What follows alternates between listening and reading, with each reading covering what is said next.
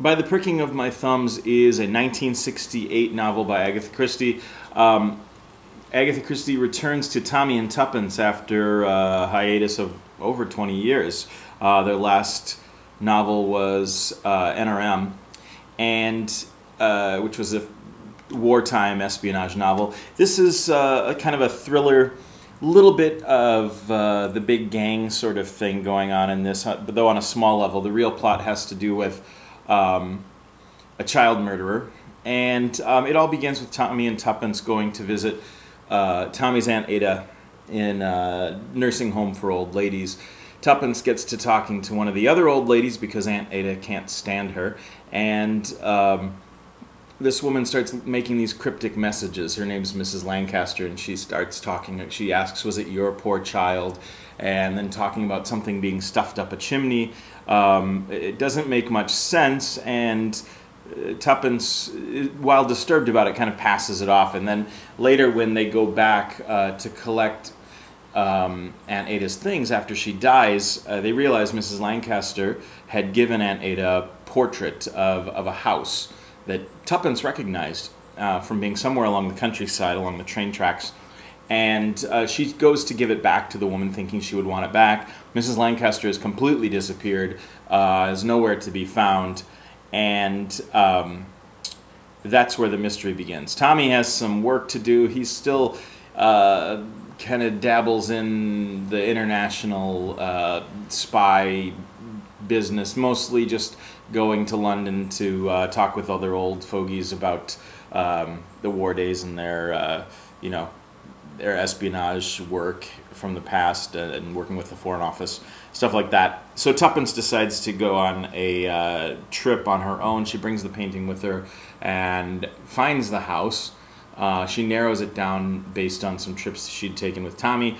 She finds the house. She starts asking questions, meets a very strange couple that live in the house, goes to the church to talk to a vicar who's also very old and is trying to find the name of a little girl whose tombstone is supposed to be in his churchyard, but all the tombstones have been knocked over and messed up by some village boys. Tuppence agrees to help him. She finds it, and there's a text on there about offending a child and it being better to have a millstone tied around your neck than to harm one of these children. And so she's just about to make some kind of a connection. She gets coshed on the head by someone and goes missing. Tommy's looking for her for days. Once he gets back, finally they find out she's convalescing in a nursing home. She had a little amnesia, and she could only remember her Christian name and her maiden name, which is Prudence Cowley.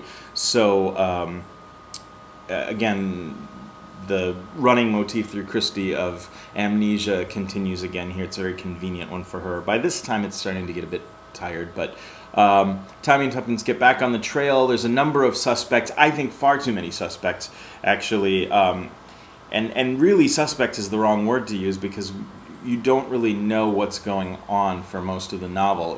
The novel starts out in a very promising way. There are a lot of interesting Tommy and Tuppence type of conversations. Really, it's more Tuppence's story than Tommy's. He's pretty much out of it, and a couple times, they've got these kind of running thing with him and Albert, who works for the family now. Albert's in his 40s, Tommy and Tuppence are in their 60s, and Albert does the cooking for them, but he invariably burns everything that he cooks for them. Tommy and Tuppence get back on the track of the killer. It all leads back to this mysterious house that was in the painting. We find out that the painting has been altered in a very significant way. So again, we have a painting motif that might harken back to After the Funeral and Five Little Pigs. So a lot of these ideas are still running through Christie, and they're different. There definitely is a creepy feel to a lot of the scenes, and the way that the Tuppence filters things and understands things is very interesting to read about. Yet the plot itself is pretty flimsy and just kind of goes all over the place. Still, it's a pretty enjoyable later Christie read.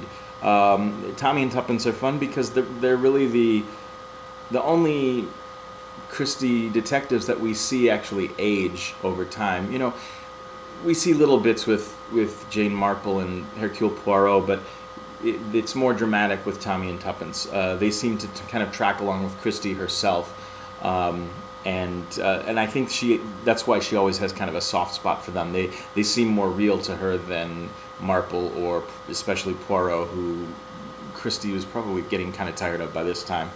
Anyway, the novel itself, I would have to give it maybe a 2.5 to 3 out of 5. So not super great. But then the plot's really muddied, and the espionage bit, the not espionage, but the kind of gang of robbers thing that she's so fond of throwing Tommy and Tuppence into doesn't really play out very well in this. There's some tantalizing things, especially when Tuppence finds a doll stuffed up a chimney. You know, I think our minds instantly go to the fact that is there going to be a dead child up there?